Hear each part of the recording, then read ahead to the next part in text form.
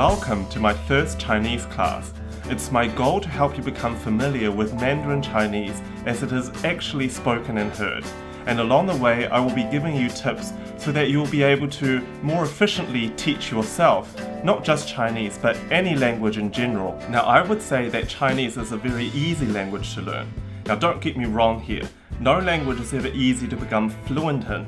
It takes years of practicing and using it and making mistakes. Even our first language did. But I would say that compared to the European languages, Chinese grammar is very simple. For example, we don't have any conjugations of verbs. We don't have any articles or genders or plurals and declensions, and we don't have any changes for different grammatical cases.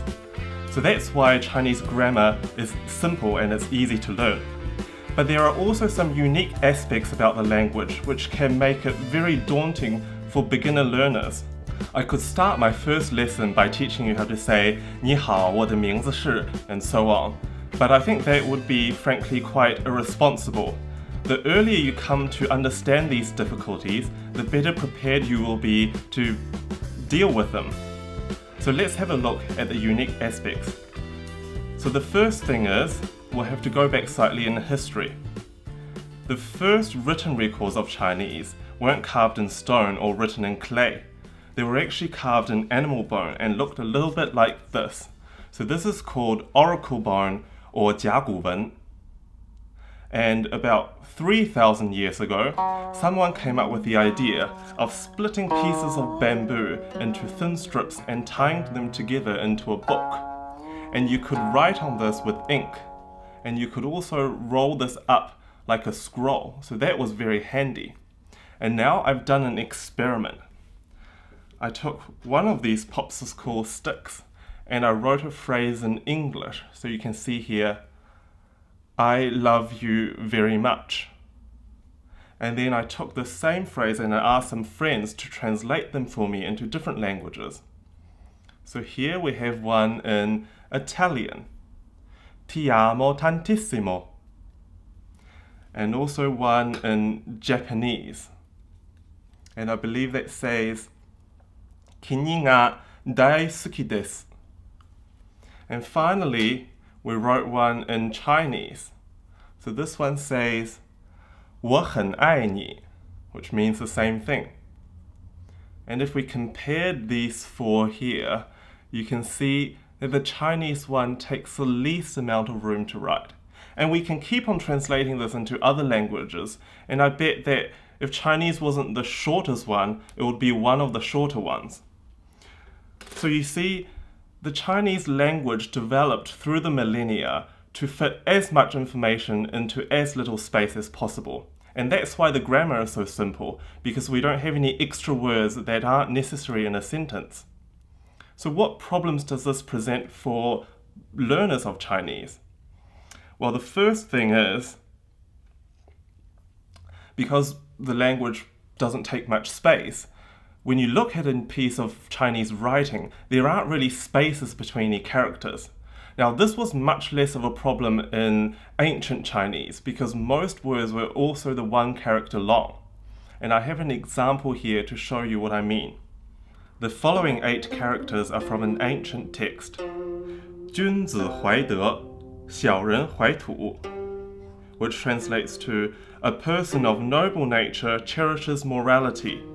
The lowly-minded cherishes the land. And in modern Chinese, we need to add extra characters to make this more understandable. And so it becomes 君子怀念道德,小人怀念乡土. So you can see all the characters from the original text made it into the modern translation of it, but there are extra words added. For example, the third word in the original text, 怀, and for me that means more the idea of the chest or the breast, or to be pregnant with. And you can see that's very different from the idea of cherishing. So that becomes 怀念 in order for it to make sense. The other example is the very last word in the original text, 土. So for me, that means more like dirt or dust. And so we needed to add an extra word in it, 香. So 香 means the idea of homeland or countryside. So because there are no spaces between characters, and a word can be made up of more than just the one character, it can become very difficult when you come across a new text in Chinese to realize which character belongs to which word and what its function is in the sentence. Take the following phrase as an example. 我骑自行车. So you can look up the first word and it means I. The second word means to ride. I ride. So far so good. The third word means self. I ride self. Now we don't have any reflexive verbs in Chinese. The fourth word is to travel, and the fifth word is car or chariot. So I ride self-travel car. That can mean a lot of different things. What you should have looked up is the last three characters together, and if you did, self-travel car would become bicycle. That makes a lot more sense. See, we wouldn't have the same problem in English because every word is surrounded by its own space, but in Chinese it's very hard to realize what is the basic unit of a word. The second and I think the greatest challenge is trying to learn new words when so many words are pronounced the same way, and this is especially noticeable when you approach the language using the phonetic labeling system known as pinyin. Now in English, we can learn new vocabulary based on how the word looks because one spelling for a word is only applicable to that one word. For example, you look at the letters J, O, and Y, and the visual memory of the three letters combined gives you the idea of joy. Now this is impossible in Chinese because the same pinyin spelling for one word is also the same for 20 or 30 other characters with vastly different meanings. So what do we do in that case? So I have two tips to deal with these problems. The first one is really simple. 闭上眼睛，用耳朵学习. I can't recommend this technique enough for any language you learn because if you always rely on visual clues to learn language, it will take you a long time to become fluent. Why? Because when you hear a word, the audio signal of that word doesn't translate into the meaning of the word straight away. The sound translates first into a visual memory of how the word looks, and from there you get the meaning of the word. And you can imagine if you were listening to a conversation at a natural pace, you wouldn't be able to work out the meaning of each word. Listening is also a far more natural way of learning a language than reading is, because that was the way we learned our mother tongues. Imagine you wouldn't go up to a baby with a placard and tell them, look at this word, it's pronounced mum. The second tip is, when you can, not learn the characters separately, but in the context of a longer word, maybe 2 characters or 3 characters. For example, if you learnt the word mo, which means ink, then later on you can come across other words such as mo, meaning the end, mo, meaning mill, mo, meaning foam, mo, meaning jasmine, and mo, meaning silent. And you will start to get them all mixed up. Instead, I suggest you learn the following words. 墨水, meaning liquid ink. 末梢, meaning tip or extremity. 泡沫, meaning foam. 茉莉花, meaning jasmine flower. 沉默, to hesitate, not reply.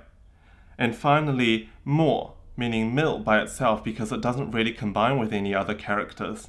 Now, as you might know already, Chinese characters developed out of pictures. And later, pictures were combined with other pictures to express more complicated ideas.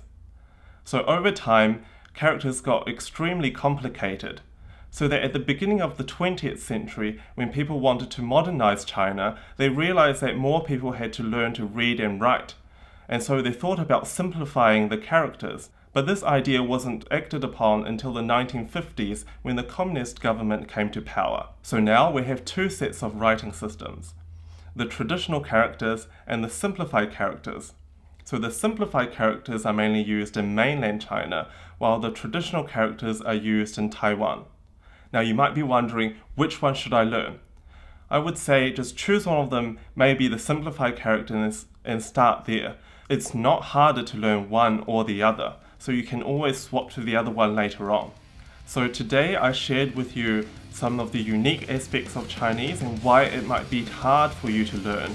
And I also shared with you some tips that I think will help you conquer those difficulties. Now please comment below if you have ever come across these difficulties, or if you found them to be not a problem at all, or if you found some other way to deal with them. Thank you very much and see you next time. Bye!